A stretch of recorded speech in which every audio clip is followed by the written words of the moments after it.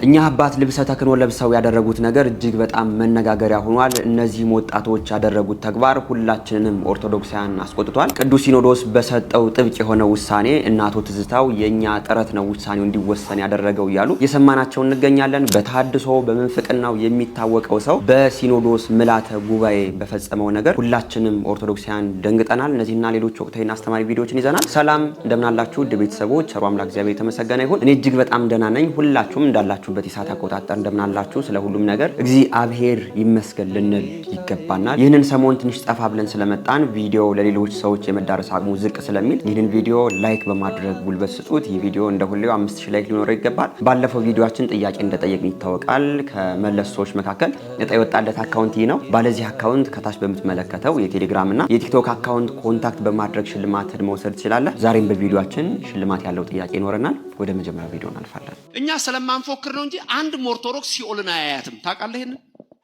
መፎከር አንፈልግም። በትህትና ውስጥ ስለምንኖር ነው። አንድም ኦርቶዶክስ ሲኦልን አያያትም። በንስሐ ሕይወት የተመላለሰ ሁሉ ወደ መንግስቱ ነው የሚገባው። እኔ ሁሌ የምጠይቀው አንድ ጥያቄ አለ። ከዚህ በፊት ጠይቂያችሁ እንደሆነ አላውቅም። 100 ብር ከኪሳችሁ ወድቆ ጭቃ ቢነካው ትታችሁ የምትሄዱ ትቶ የሚሄድ 100 ብር ጭቃ ነክቶት ከኪሳችሁ አለ? የለም እንዴ? አንድም ሰው ምን ነው ትታችሁ አትሄዱ? ሀብታሞች ትተው አይሄዱ? ጭራሽ ሀብታም አንተ ነው ደሃውና አንተ ነው ጭራሽ ትተህ የምትሄደው። ሀብታም አንተ ትተህ አትሄድም። አንተ ሀብታም እየሰማኝ ከሆነ 5 ሳንቲም ያልያዘ ሀብታም አይሆንም ይላል ሲራክ 5 ሳንቲም ያልያዘ ሀብታም ነው። ያ ማለት ክርስቲያኖች ሀብት ኃጢአት አይደለም። ሀብት ኃጢአት አይደለም። የኦርቶዶክስ ልጆች በተለይ ትንሽ ሲሰሩ እንደ አብርሃም ነው የሚያበዛልህ። እንደ ዶኪማስ ጓዳ ነው ቤታችሁ የሚሞላው። ያርግላችሁ። ትንሽ መስራት ነው። ከዛ ድንግል ማርያም አለች ከልጇ ጋር የምትሰራውን ታደርጋለች። ክብር ምስጋና ይግባው እግዚአብሔር። እንዴ ደግሞ እናንተ የገብርኤል ልጆች በዚህ ያላችሁ ልንገራችሁ። እናንተ የቅዱስ ሚካኤል ልጆች ዳንኤል ትዝ ይላችኋል? በአናብስት አፍ ውስጥ እንደውም ይሄን ትምህርት አስተምራለሁ እዚሁ። ዳንኤል ለ7 ቀን አንበሳ ያለበት ጉድጓድ አናብስት ያሉበት ውስጥ ጥለውት የተራቡ አናብስት አልበሉትም። እንዲበላ ነበርኩ አልበሉትም። መከራ አንተን አያገኝህም። እግዚአብሔር በወጀብ ውስጥ መንገድ አለው። ያቁምህ፣ ያጽናህ፣ ያቁምሽ፣ ያጽናሽ። አይችልም ወይ? አያደርግም ወይ? ታዲያ እንዲህ ነው የምናመሰግነው። የእኔና የእናንተ አምላክ ስሙ የተመሰገነ ይሁን። አሜን። ሁላችንንም እግዚአብሔር ያቆመን፣ ለመምህራችንም የአገልግሎት ዘመናቸውን ያርዝምልን። ወደ ቀጣይ ቪዲዮአችን ደግሞ ስንሄድ አሁን የማሳያችሁ ቪዲዮ ይህንን ሰሞን እጅግ በጣም መነጋገሪያ ሆኗል። እስኪ ቪዲዮውን አይተን አንዳንድ አስተያየቶችን የምንሰጥ ይሆናል። ይህ ቪዲዮ ለኢትዮጵያ ኦርቶዶክስ ተዋሕዶ ቤተክርስቲያን መንፈሳዊ ፍርድ ቤት አዳምጧቸው።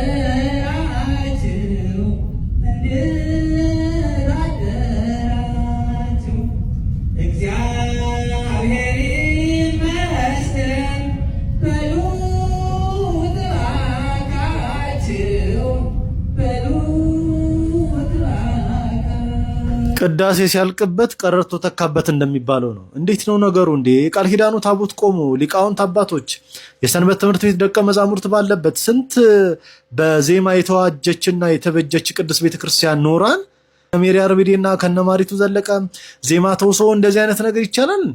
ምን እንዴ? ኧረ ጎበዝ እንዴ ተው እንጂ ባህታዊ።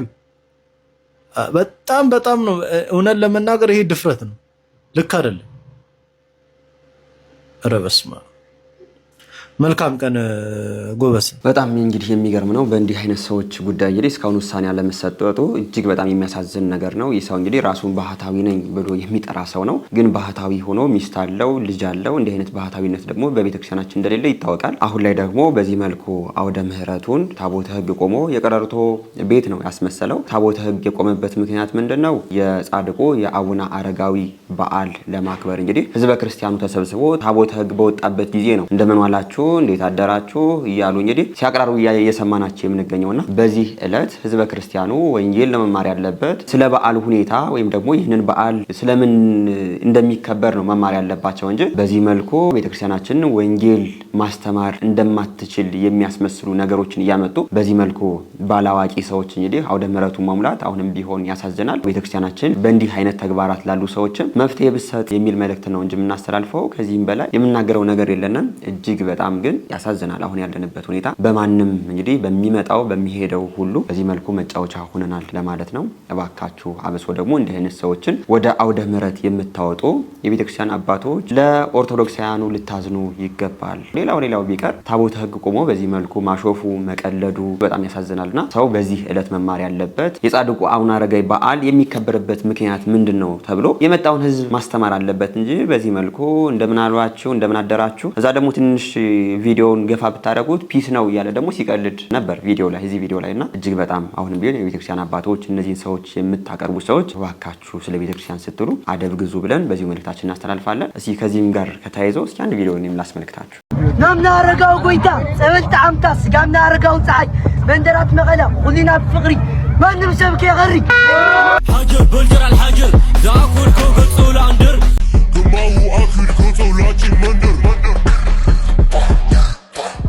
سيسي جمعاي الف لا ذكرخو اما سميغوغو انقلا خوخو لعنو فو عامل جويني سرتيتين هات المساعات يلومي عامتات ولا قتوخونو سفرهم وغيرهم لا انا حالفهم حالفهم تاخذهم انا بالسفرنا وركزي لبنا دوران سوات كل تفكيري تغلتا موسس معتنا عاسر كرعتا سواهم ملعنا ያው እንግዲህ እንዳያችሁት ነው አሁን ላይ በዓላት አከባበራችን በዚህ መልኩ ተበላሽቶ እያየነው እንገኛለን። ወንድሞቻችን የጻድቁ የአቡነ አረጋዊ በዓል እያከበሩ ነው እያየናቸው የምንገኘው አይደል? ግን ደግሞ በዓል እያከበሩ ሳይሆን እንዲያው ማን ይቅጠመን ማን ጋር እንደባደብ አይነት ስሜት ያለውን ነገር ነው እያሳዩን የምንገኘው። በዓላትን ስናከብር ከበዓላቱ በረከት እንድናገኝ ነው እንጂ ሌላ ነገር አይደለም ታስቦ በዓላትን የምናከብርበት ምክንያት። አሁን ላይ ግን እኛ ኦርቶዶክሳውያን ሌላ ሰው አይደለም ቤተክርስቲያኑ እየሰደባት የሚገኘው እኛንን በዚህ መልኩ ከስርዓት ወጥተን ለሰዳቢ እየሰጠናት የምንገኘውና አሁን ላይ በዓላትን ስናከብር ሁላችንም ኦርቶዶክሳውያን በኦርቶዶክሳዊ ትውፊትና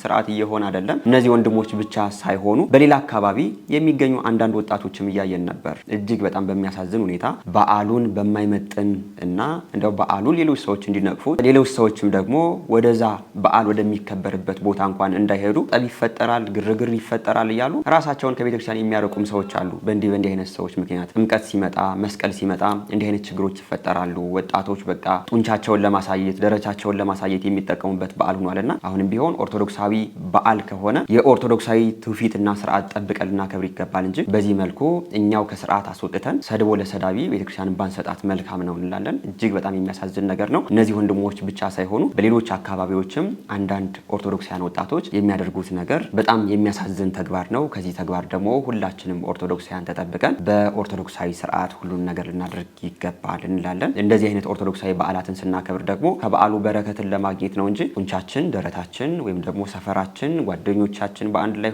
በህብረት ሆነን የምንደባደብበት ነገር እንዳልሆነ ልናውቀው ይገባል። እጅግ በጣም ያሳዝናል። እንቀጥላለን ቪዲዮአችን። ቤተክርስቲያን እኮ ማይክ ሰጥቶ ማያስቀዱ ሰዎች እኮ አሉ። ሞንታርቮ ለቤተክርስቲያን እንግዛ ማይክ እንግዛ ተብሎ ከተገዛ በኋላ እንዴት አረጋችሁት ማይኩን ይላል። እሱ ቅዳሴ ላይ የለም፣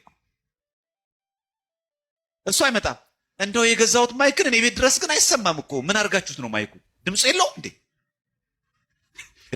ማይኩን እኮ የሰጠው አንተ ቤት እንድተኛ አይደለም፣ አንተም ጭምር መተህ እኮ እንድታስቀድስ ነው። ቃለ እግዚአብሔር እኮ እንድትሰማ ነው። ስጋው ደግሞ እኮ እንድትቀበል ነው። ቤተክርስቲያን እኮ መጀመሪያ የምትፈልገው ገንዘብሽን አይደለም እኮ አንቺን ነው። አንተን ነው እኮ የሚፈልገው መጀመሪያ። ቀጥሎ ነው አስራት በኩራታችን፣ ቀጥሎ ነው ገንዘባችን የሚመጣው። እኛ የዓለም ሆነን አሉ እኮ በጣም በገንዘባቸው ቤተክርስቲያን የሚረዱ ሰዎች እኮ አሉ። እንደዚሁ በዛው ልክ ደግሞ ቆራቢ የሆኑ ሰዎች አሉ። በገንዘባቸው በህይወታቸው የጸደቁ ታድለው በሁለት መንገድ የሚሄዱ በሀብታቸው የማይመኩ በገንዘባቸው የማይመኩ ይሄ ዓለም እኮ ጠፊ ነው የሚሉ ሰዎች ደግሞ የታደሉ የተስማማላቸው። በገንዘብ መመካት እኮ ነው የሚለው። ዛሬ ብዙ እንመካበታለን። እኛ በብሔራችን እንመካ የለን፣ በዘራችን እንኮራ የለን፣ በመልካችን እንኮራ የለን፣ በእውቀታችን ኮራ የለ እንዴ? እነዚህ ሁሉ እኮ ዓለማዊነት እኮ ናቸው። በነገራችን ላይ ለእናንተ ብዬ ምናምን ነው እንጂ እኔ ችግር የለብኝም ምናምን የሚል ሰው እኮ አለ። ውጭ ሰርቼን በላ ሰው ነው ይሁን አይደል? የሚመካ በማን ይመካ ነው የሚለው? በምን ነገር ልንመካ ይገባል? ዓለማዊነት የሚመነጨው እኛ ራሳችንን ከእግዚአብሔር አርቀን በዓለማዊ መንገድ ስንጎመጅ ነው። በዓለም ያለው ምኞት አለ የሚለው ሐዋርያው፣ ከእንደገና አምሮቱ መሻቱ። ወንድማችን መምህር ዲያቆን ዘማርያም እጅግ በጣም እናመሰግናለን። እንግዲህ አብዛኛዎቻችን በዚህ ሁኔታ ውስጥ የምንገኝነን ቤተክርስቲያን የምንሄደው ወይም ደግሞ ቤተክርስቲያን የሆነ ዕቃ እናስቀምጥና እንዲያው ያን ዕቃ እንዲገለገልበት ነው እንጂ እኛ ወደ ቤተክርስቲያን ሂደን የምናገለግል በቤተክርስቲያን በሚደረጉ ስርዓቶችም አብረን የምንሳተፍ ሰዎች አይደለንምና ይህንን ነገር እንድናስተካክል በዚህ ደስ የሚል ትምህርትን አስተምረውናል። እግዚአብሔር አገልግሎት ዘመናቸውን ያርዝምልን። ቀጥላን ቪዲዮአችን። አንቺ አሁን ምን የምን እምነት ተከታይ ነሽ? እምነትሽ የእምነት ልምምድሽ አምልኮ ስርዓት ካለሽ ቅር ካላለሽ? እኔ ኦርቶዶክስ ነኝ። እሺ ኦርቶዶክስ ነኝ፣ ግን እኔ አሁን በዚህ ሰዓት ረጅም ጊዜ ሆኖኛል ቤተክርስቲያን ከሄድኩ። ለምን ብትል በቃ ነገሮች ዳበሩ። እግዚአብሔርን ጠራው፣ ጮኩ፣ አለቀስኩ፣ ጸበልም ገባው፣ ሁሉም ቤት ግን በቃ ለየትኛውም ጥያቄ መልስ አላገኝና ቤተክርስቲያን በሚሄድ ሰዓት እምትቀና ሴት ሆንኩኝ።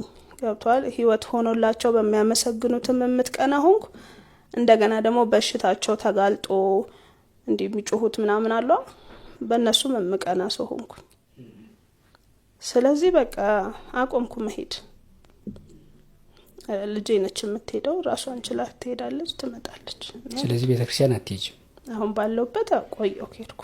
እህታችን እንግዲህ እንደሰማችኋት ነው በመጣባት ፈተናና ቤተክርስቲያን ተመላልሳ ደግሞ ምላሽም ስላልተሰጣት አሁን ላይ ቤተክርስቲያን እንደቀረች ነው የሰማናት የምንገኘው። በጣም ብዙ እህት ወንድሞቻችንም በዚህ ሁኔታ ውስጥ ነው ከቤተክርስቲያን የራቁ እንዳሉ ይታወቃል። ግን ለዚህ እህታችን ምላሽ መስጠት አልፈልግም። ግን አንድ ቪዲዮ ሁላችንም ሲያይተን እንመለስ። በዚህ ዓለም አስቡት፣ ጸላይ ስናያት ሁሉም ጨለማ አድርጎ የሚያሳየን ቀን አለ። ምንም ተስፋ አይደለም።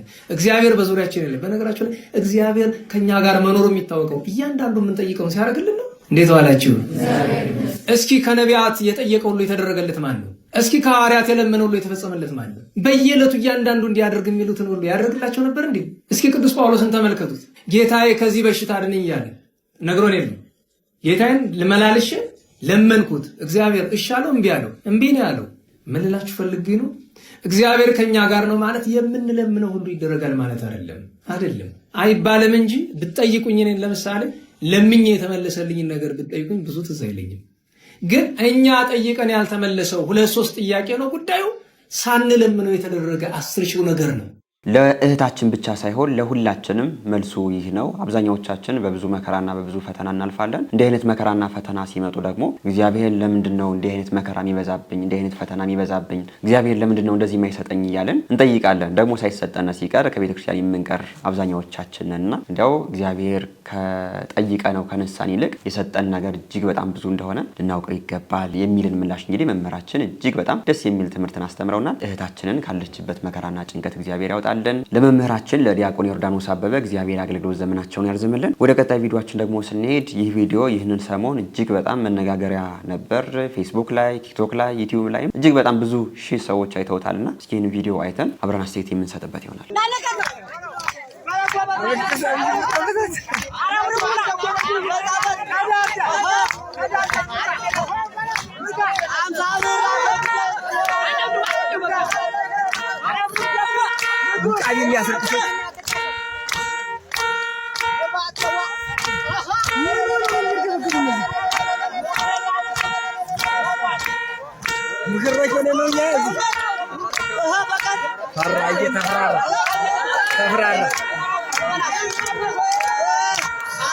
ይህንን ሰሞን ሶሻል ሚዲያ ላይ አባታችን እንግዲህ ልብሰ ተክህኖ ለብሰው የዘፈኑት ጉዳይም እጅግ በጣም መነጋገሪያ ሆኗል። በጣም ብዙ ሰዎችም የአባታችን ቪዲዮ እየወሰዱ ሲተቹም እያየን እንገኛለን። ይህንን ቪዲዮ ያመጣሁት ይህንን ቪዲዮ ለማጋጋል ብቻ አይደለም፣ ግን ደግሞ ሁላችንም ማወቅ ያለብንም ጉዳይ ስላለ ብዬ ነው። በጣም ብዙ 100,000 ሰዎች ናቸው ይህንን ቪዲዮ በጣም በብዙ ሶሻል ሚዲያ የተመለከቱት። እስኪ እናንተ ይህንን ቪዲዮ ስታዩ የተሰማችሁን ነገር ኮሜንት አድርጉ። እኔ ደግሞ የተሰማኝን ነገር ልናገር። እነዚህ አባቶቻችን እንግዲህ የሚያገለግሉት በገጠር ባሉት አብያተ ክርስቲያናት ናቸው። በገጠር ያሉ አብያተ ክርስቲያናት ደግሞ በጣም ቢበዛ በአመት ቅዳሴ ቢቀደስ 5 ቀን 6 ቀን ወይ 7 ቀን ሊሆን ይችላል። እንደው ደግሞ ቢያንስ ደግሞ 1 ቀንም ላይ ቀደስም ይችላል። አብዛኛውን የገጠር አብያተ ክርስቲያናት አሁን ላይ አገልጋይ የለ ሆኖ የሚገለገሉበት ጧፍ፣ እጣን፣ ዘቢብ የላቸው ሆኖ ተዘግተው ያሉ በጣም ብዙ አብያተ ክርስቲያናት አሉና አባታችን እንደው ዘፈን ፈልገው እየዘፈኑ ሳይሆን እነርሱ በሚያገለግሉበት ደብር ምንም አይነት ለቅዳሴ የሚሆን እጣንም ጧፍም ዘቢብም ስለሌላቸው ሰው 50 ብር ሲሰጥ እንዴት እየተደሰቱ እንደሆነ እንዴት እየዘፈኑ እንደሆነ እያየን እንገኛለን። መስፈናቸው ኃጢአት ቢሆንም የሚያደርጉት ነገር ከቀናይነትና ለእግዚአብሔር አገልግሎት ሰው ያለውን ነገር እንዲሰጥ እና ሰው ደግሞ ባደረገው ነገር ደስታቸውን እየገለጹ ነው። በጣም ብዙ በገጠሩ አካባቢ ብትሄዱ አባቶቻችን ትንሽ እጣን 1 ኪሎ እጣን ግማሽ ኪሎ እጣን ብትወስዱላቸው በዘፈን ብቻ ሳይሆን በእንባ ነው ያላቸውን ደስታቸውን የሚገልጹላቸውና እንዲህ አይነት ነገሮችን እየወሰድን ከኔጌቲቭ አንጻር የምንተረጉም ሰዎች አሁንም ቢሆን በገጠር ያሉ አብያተ ክርስቲያናት ምን አይነት ደረጃ እንዳሉ ዞር ብለን እያየናቸው እንዳልሆነ ነው የሚያሳየው። አሁንም ቢሆን አባታችን ያደረጉት ነገር መስፈናቸው፣ ልብሰ ተክህኖ ለብሰው እንደዚህ ማድረጋቸው ኃጢአት ሊሆን ይችላል። ግን ደግሞ ያደረጉት ነገር ምንድነው? አብያተ ክርስቲያናቱ በጣም በብዙ ችግርና በብዙ መከራ አንድ ቀን እንኳን የማይቀደስባቸው አብያተ ክርስቲያናት ስለሆኑ ግን ሰው ያንን መገልገያ የሚሆን እጣን መግዣ፣ ዘቢብ መግዣ፣ ሌላም ጧፍ መግዣ የሆነ ገንዘብን ሲያመጣ በዚህ መልኩ ደስ ብሏቸው እንግዲህ ደስታቸው ነው እየገለጹ የሚገኙትና እንዲያው ሁላችንም ከዚህ መረዳት ያለብን ነገር አሁንም ቢሆን ባለን አቅም በገጠር ያሉ አብያተ ክርስቲያናትን መርዳትና ማገዝ እንዳለብን እንድታውቁት ብዬ ነው ይህንን ቪዲዮ በዋነኝነት የሚያመጣሁት። እጅግ በጣም የሚያሳዝን ነው። አንዳንድ ሰዎች ግን ይሄው አባቶቻችን በዚህ መልኩ ሲዘፍኑ ነው የሚውሉት የሚልም ገለጻም ሲሰጡ አይተናልና እባካችሁ አስተውላችሁ ገለጻም ብትሰጡ መልካም ነው እንላለን። እናንተም የተሰማችሁን ነገር ኮሜንት አድርጉ። ወደ ቀጣይ ቪዲዮአችን ደግሞ ስንሄድ ይህንን ሰሞንም እጅግ በጣም መነጋገሪያ የሆነም ጉዳይ እየሰማን እንገኛለን። አብሶ ደግሞ በዚህ በሲኖዶስ ምልዓተ ጉባኤ ላይ አንድ ተሐድሶ የነበር ምንፍቅና ያለበት ሰው ወጥቶ እንግዲህ መግለጫ ሲሰጥ እያየነው እንገኛለን። ይህንን አስመልክቶ በጣም ብዙ ኦርቶዶክሳውያንም በሰውየው ድርጊት ደንግጠዋል። የሆነው ነገር ምንድነው የሚለውን ነገር ሲያን ቪዲዮ ላሳያችሁ። ቃለ ዓዋዲው ወይም ተሐድሶ ኢዮብ ይመርን የማያውቀው ኦርቶዶክሳዊ አለ ብዬ አላስብም። ምናልባት ማታውቁት ካላችሁ ቃለ ዓዋዲ ነው፣ ተሐድሶ ነው። ቤተክርስቲያንን ሲበጠብጣት፣ ሲያምሳት፣ ሲሰድባት የነበረ በቅርብ ጊዜ እንኳን ማለት ነው። ዩቲዩብ ላይ የገባችሁ እዩ። 5 or 4 መጽሐፍቶችን የጻፈ የተሐድሶ ማለት ነው። ለሰንበት ትምህርት ቤቶች መበተን ዋነኛ ምክንያት ሲያበጣብጥ የነበረ ሰንበት ትምህርት ቤቶችን ካህናትን ለምንፍቅና ለተሐድሶነት ሲመለምል ቤተክርስቲያኗን እንደዚህ በአንድ እግሯ ሲያምሳት የነበረ ሰው አሁን ቤተክርስቲያን ገብቶ ካባ ለብሶ የካህናትን መጋቤ ጥበባት ተብሎ ተሹሞ እንዴት ነው ወደ ቤተክርስቲያን ተመለሰ ተብሎ ይቅርታ ተደርጎለታል። ከካህናት የተሰጠውን ነገር ተቀብሎ ቀኖናውን ጨርሶ ተመልሷል የሚባል ዜና ሳንሰማ ተቀምጦ ጭራሽ ስብሰባ ላይ ያንድ ጉባኤ አስተባባሪ ሆኖ ጭራሽ ፕሬዘንት አድራጊ ሆኖ ተቀምጦ አየን። አዘመመን ኦርቶዶክሳዊ የሆነ በሙሉ የመጠየቅ መብት አለው። እናንተ ማናችሁ ቅዱስ ሲኖዶስ ይጠይቀው ምናምን የምትሉ ሰነፍ ክርስቲያኖች ጥጋችሁን ያዙ። በእንደናንተ አይነቶቹ ምክንያት ነው ይሄ። በእናንተ ምን ችግር አለው? በእናንተ ራሳችሁን እቺ ደግሞ የሰነፍ ጥቅስ አለቻችሁ የኃጢአት የሌለበት በይውገራት ምናምን የምትሉት ማለት ነው። ይሄ የሰነፍ ጥቅሳችሁን እዛው ጥግ ላይ አድርጉና መጠየቅ ያለባችሁን ነገር ለምን ብላችሁ ጠይቁ። ያቺ ሴት በድንጋይ ኃጢአት የሌለበት ይውገራት የተባለችው ዘሙታ እንጂ ቤተክርስቲያንን በጥብጣ ሰንበት ተማሪዎችን አበጣብጣ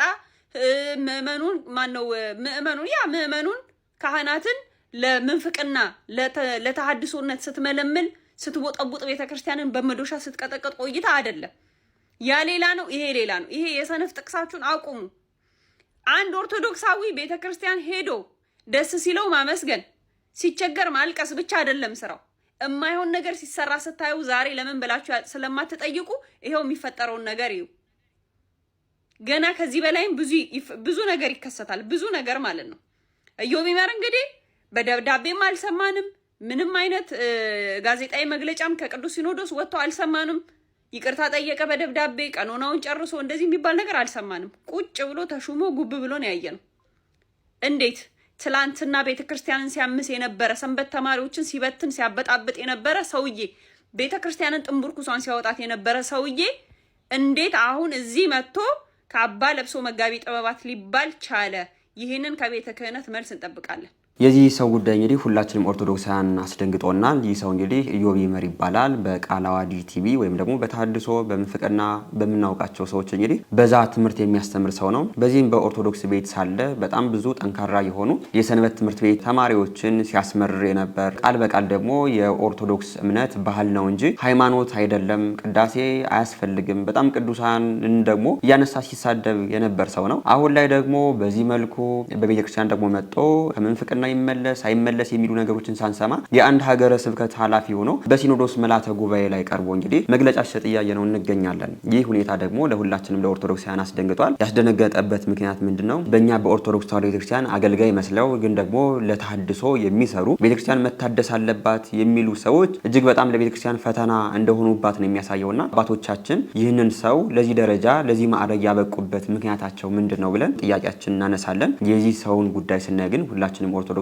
አስደንግጦናል። አብሶ ደግሞ ቤተክርስቲያን ባህላዊ ነገር ነው ያላት እንጂ ሃይማኖታዊ ነገር የላትም፣ ስርዓቶቿ ሁሉ የተፋለሱ ናቸው፣ ስርዓቶቿን ልተው ይገባል የሚል ሰው በዚህ መልኩ የሀገረ ስብከት ዋና ሆኖ እንግዲህ መግለጫ መስጠቱ እጅግ በጣም የሚያሳዝን ነው። እህታችንም በጣም ብዙ ወንድሞችም በዚህ ጉዳይ እጅግ በጣም ብዙ ማብራሪያም ሰጥተዋል። አባቶቻችን ይህ ሰው እንግዲህ ወደዚህ ኃላፊነት የመጣበት ምክንያት ምን እንደሆነ አሁንም ቢሆን ምላሽ እንድትሰጡን ስንል በዚሁ መልእክታችን እናስተላልፋለን። ሁላችንም ኦርቶዶክሳውያን ይህንን ነገር በአትኩሮት ልናየው ይገባል። ባለነው ሶሻል ሚዲያ አባቶቻችንን ልንጠይቅ ይገባል። የሆነው ነገር ግን እጅግ በጣም የሚያሳዝን ነው። ወደ ቀጣይ ቪዲዮአችን ደግሞ ስንሄድ ሲኖዶስ ምልዓተ ጉባኤ ሳንወጣ እንግዲህ አባቶቻችን እጅግ በጣም ጥብቅ የሆኑ ውሳኔዎችን አስተላልፈዋል። ዛሬም እንግዲህ የሲኖዶስ ምልዓተ ጉባኤ መዝጊያ መግለጫም ሲሰጥ ነበርና በጣም ብዙ ውሳኔዎች ተላልፈዋል። ከዛ እነዛም ውሳኔዎች መካከል ገድለ ቅዱስ ዮሐንስ እንግዲህ በዚህ በቤተክርስቲያናችን እንደታገደ እየሰማን እንገኛለን። ቪዲዮውን አይተን የታገደው ገድል የትኛው ነው የሚለውን ነገር ደግሞ አብረን የምንመለከት ይሆናል። በአንድ ግለሰብ ተዘጋጅቶ እየተሰራጨ ያለውን ገድለ ዮሐንስ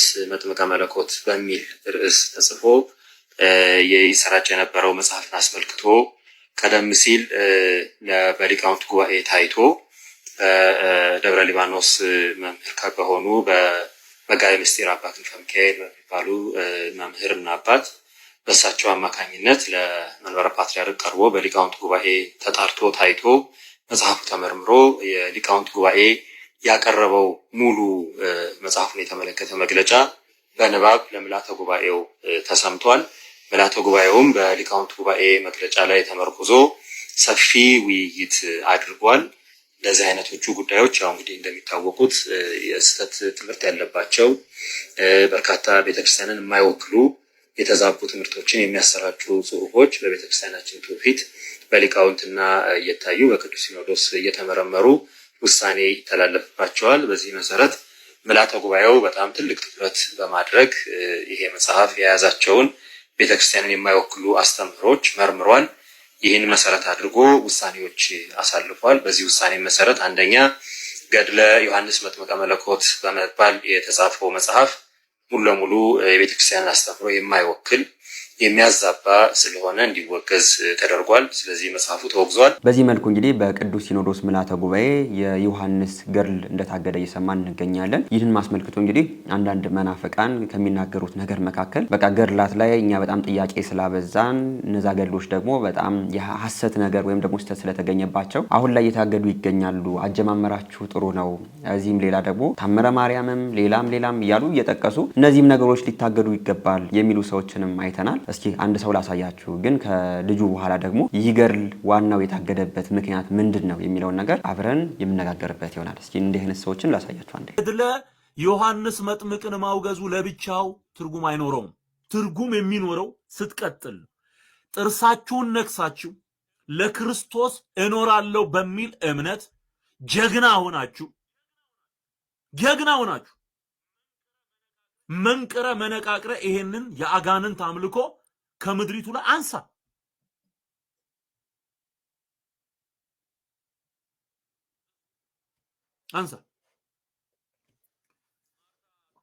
ማርታ ተፈራ ጉድሽን አልሰማሽም፣ ተወግዞልሻል። አይ ምኑን ተሳደብሽ? ምኑን ተሳደብሽ? አልሰሚን ግባ በለው አሉ። አይ ማርታ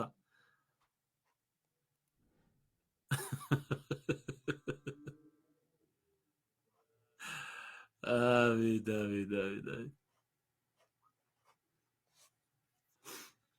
ስለዚህ የተጀመረው መልካም ነው። ነገር ግን መጥቆራ ላይ ይሄንን ሰይፍ ማትመዝ ከሆነ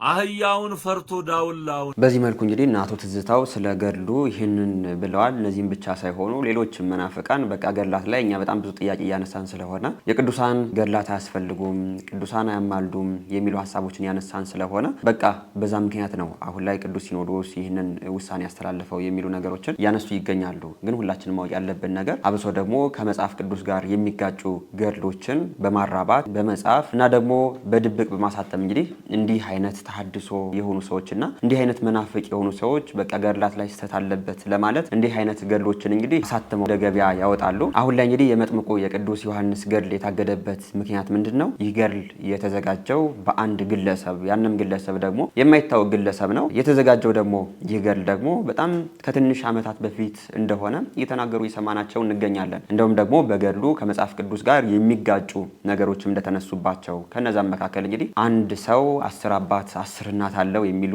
ነገሮች፣ ከአዳም ጋር ሌላ ወንድ ተፈጥሯል ስሙም ደግሞ ይሄ ነው ተብሎ የተጠቀሰበት መጽሐፍ፣ ከሔዋን ጋር ደግሞ ሌላ ሴት አብሮ ተፈጥሯል ስሟም ደግሞ ይሄ ነው ተብሎ የተጠቀሰበት መጽሐፍ ነው። በሌላም መልኩ ደግሞ ሰው ብቻ አይደለም ጥምቀት የሚያስፈልገው የወደቁ መላእክትም ደግሞ ጥምቀት ያስፈልጋቸዋል የሚሉ ሐሳቦች በጣም የተጠቀሰባቸው መጽሐፍት ስለሆኑ ይህ መጽሐፍ ደግሞ ከአባቶቻችን የመጣ መጽሐፍ እንዳልሆነ እንዲህ አይነት ሰዎች ያዘጋጁት መጽሐፍ እንደሆነ ታውቆ እንግዲህ አሁን ላይ በሲኖዶስ ምልዓተ ጉባኤ ተወግዟል ማለት ነው። የመጥምቁ የቅዱስ ዮሐንስ ገድል ግን ዋናው በብራና ከአባቶቻችን የተተረጎመው አሁን ላይ አገልግሎት እንደሚሰጥ ልናውቀው ይገባል። ይህ የመጥምቁ የቅዱስ ዮሐንስ ገድል ግን ዋናው የተወገዘበት ምክንያት ምንድነው? መናፍቃኑ ባልሆነ መንገድ እንግዲህ ቤተክርስቲያኗ በማታስተምረው መንገድ ለነሱ በሚመቻቸው ወይም ደግሞ በቃኛ ጥያቄ እናነሳበታለን በሚሉ ጉዳዮች እንግዲህ ባልሆነ ነገር ስለበረዙት ይህ መጽሐፍ ደግሞ የቤተክርስቲያኗ እንዳልሆነ እንድናውቅ ብለው ነው እንግዲህ አባቶቻችን በዚህ መልኩ ውሳኔ ያስተላለፉ። እንግዲህ አባቶቻችን በሰጡት ውሳኔ ግን እንዲህ አይነት ሰዎች ደግሞ በቃ በእኛ አቅም ነው፣ እኛ ስለተንጫጫን ነው፣ ገድላት አሁንም አያስፈልጉም፣ አሁንም ቢሆን ታምረ ማርያም፣ ታምረ ኢየሱስ፣ ሌሎችም በቃ ገድላት ታገዱ ይገባል፣ ሊወገዙ ይገባል፣ ስህተት አለባቸው ያሉ ይሰማናቸው እንገኛለን። ይህ ገድል ብቻ ሳይሆን አሁንም ቢሆን ሁላችንም መጠንቀቅ ያለብን እንዲህ አይነት ሰዎች ፋይናንሻል በጣም የተደራጁ ስለሆኑ በጣም ብዙ መጽሐፍቶችን እየበረዙ በጣም ለብዙ እያሰራጩ ይገኛሉና ሁላችንም መጽሐፍትን ስንገዛ እንደው ቤተክርስቲያናችን ያሳተመችው ማህበረ ቅዱሳን ያሳተመው መሆኑን አረጋግጠን ልንገዛ ይገባል እንላለን። አሁንም ቢሆን ያለው የመጥምቁ የቅዱስ ዮሐንስ ገድል እውነተኛው ያሳተመው ማህበረ ቅዱሳን እንደሆነ ልታውቁት ይገባል እንላለን። አባቶቻችን በዚህ መልኩ እንግዲህ ውሳኔን አስተላልፈዋል ለማለት ነው። እናንተም በዚህ ቪዲዮ ላይ ያላችሁን አስተያየት ኮሜንት አድርጉ። ወደ ቀጣይ ቪዲዮአችን ደግሞ ስንሄድ እስኪ ይህን ወንድማችን አይተነው እንመለስ። እኔ ቪዲዮውን ሳይ ድምፁን ስሰማ ሊቀ መዘምራን ቴዎድሮስ ዮሴፍ ነው መስሎኝ ነበር። እስኪ ቪዲዮውን አይተን እንመለስ። ብልጥ ስለሆንኩ አይደለም የተመረጥኩት በጌታ ጽኑ መሻቴን አይቶ ነው በኩር ያደረገኝ ስመታ። ልብህን መልካም ብታደርግ ያንተ መስዋዕት ያደርጋል። አይክፋ እባክህ ወንድሜ መታዘዝ ንጉሥ ያደርጋል።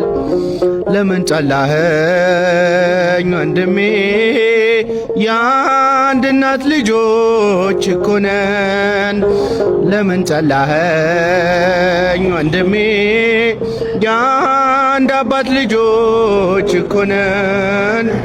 ብዙ ነው መንግሥቱ አብረን እንወርሳለን፣ ሰፊ ነው ግዛቱ አብረን እንወርሳለን። ይህንን ወንድማችን ሳይኔ ዘማሪ ሊቀ መዘምራን ቴዎድሮስ ዮሴፍ ነው መስሎኝ ነበር። ለወንድማችን ዝማሬ መላእክትን ያሰማልን። ነገ ከነገ በኋላም ደግሞ ቤተክርስቲያናችንን በዝማሬ የሚያገለግል ትልቅ ሰው ያድርግልን እንላለን። ሁላችሁም ዝማሬ መላእክትን ያሰማልን ያላችሁ ኮሜንት አድርጉ።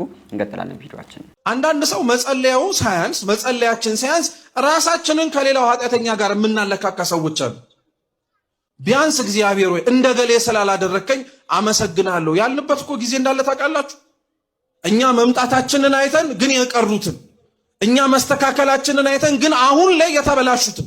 ሲጀመር በነገራችን ላይ እኛን ራሳችንን ከፍ አድርገን ሌላውን ባለበት ቦታ ዝቅ አድርገን እንደነገሌያ ስላላረከኝ አመሰግናለሁ ነው አይደል ያልከው? አንተ ራሱ አሁን ቆመ ላለመናወጽ ምን መተማመኛ ኖሮ ነው?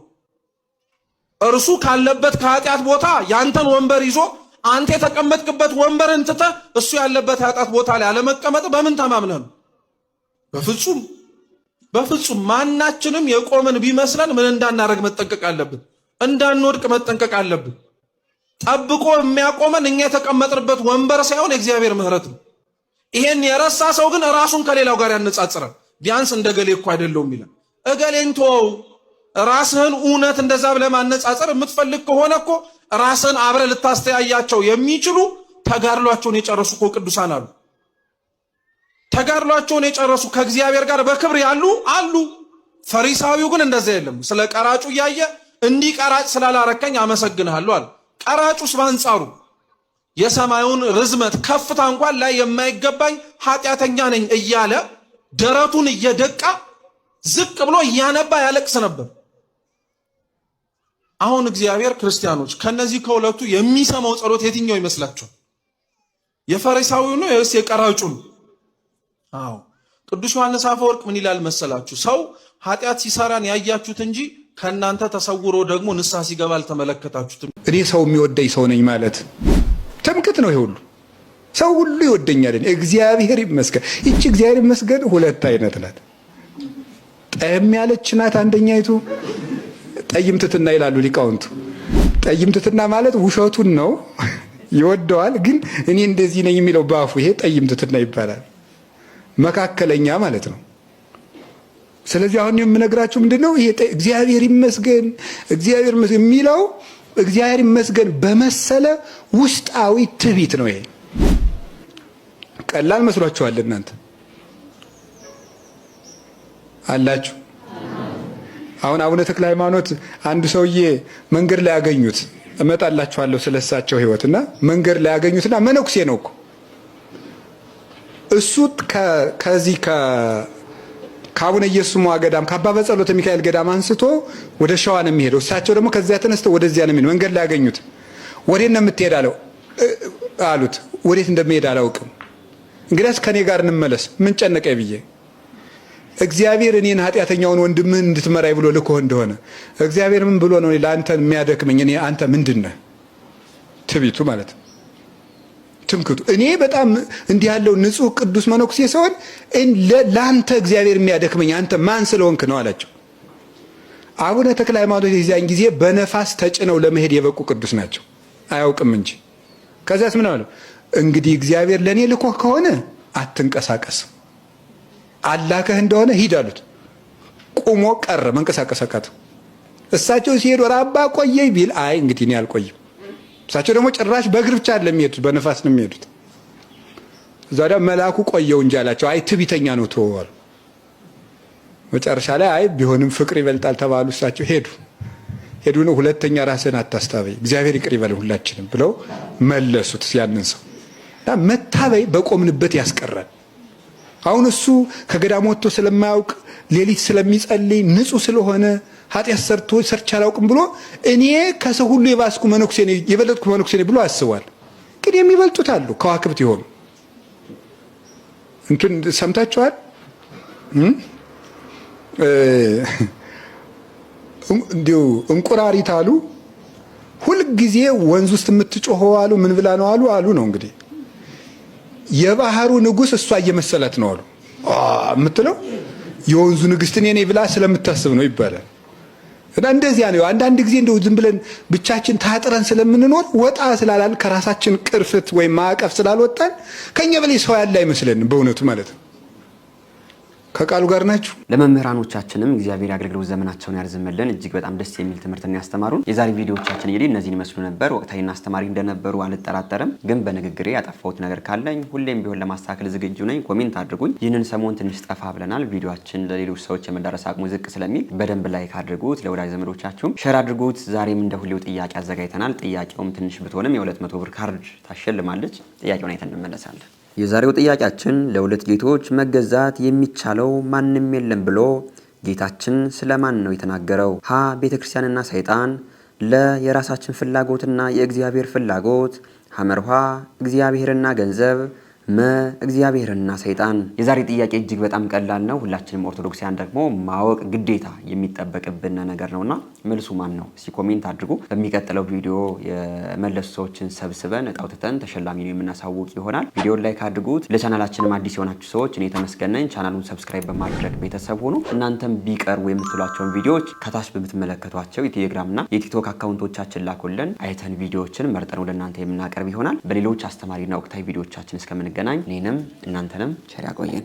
አቷል ጎሎበታል ብለህ ሳትንቀኝ ለዚህ ያደረስከኝ ጌታዬ እኔ ማን ነኝ? ይሞላል አይቀርም ባንተ ሸለቆዬ ጠብቃለሁና ቀንህን ጌታዬ። ሐዘን ጽልመት ክፉ ዘመን ቢገጥመኝም እንኳን ያልፋል ሁሉም ታሪክ ሆኖ በፊት ሲለካ። ማን አፈረ ማን ጎደለ አንተን የጠበቀ ጸና ልቤ በእግዚአብሔር ይህን እያወቀ አቷል ጎሎበታል